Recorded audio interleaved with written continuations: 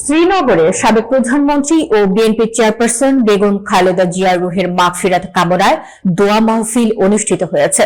মঙ্গলবার বাদ মাগরিব উপজেলার পাটাভোগ ইউনিয়নের পূর্ব কামারখোলা গ্রামে এই মাহফিলের আয়োজন করা হয়।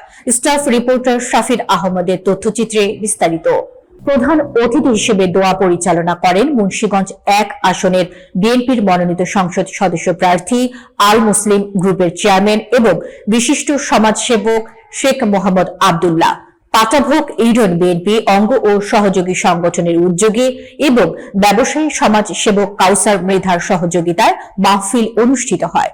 অনুষ্ঠানে সভাপতিত্ব করেন পাটাভোগ ইউনিয়ন বিএনপির সভাপতি মোহাম্মদ সিরাজ তালুকদার এবং সাধারণ সম্পাদক তোফায়েল আহমেদ তপনের সঞ্চালনায় অনুষ্ঠানে বিশেষ অতিথি ছিলেন শ্রীনগর উপজেলা বিএনপি সহসভাপতি আব্দুর রহিম মৃধা ফারুক, উপজেলা যুবদলের যুগ্ম আহ্বায়ক নুরুল ইসলাম পার্থ, উপজেলা স্বেচ্ছাসেবক দলের সদস্য সচিব এমদাদুল ইসলাম রাজিন, উপজেলা ছাত্র দলের সভাপতি আশরাফুল ইসলাম শুভ সহ বিএনপি অঙ্গ ও সহযোগী সংগঠনের নেতৃবৃন্দ।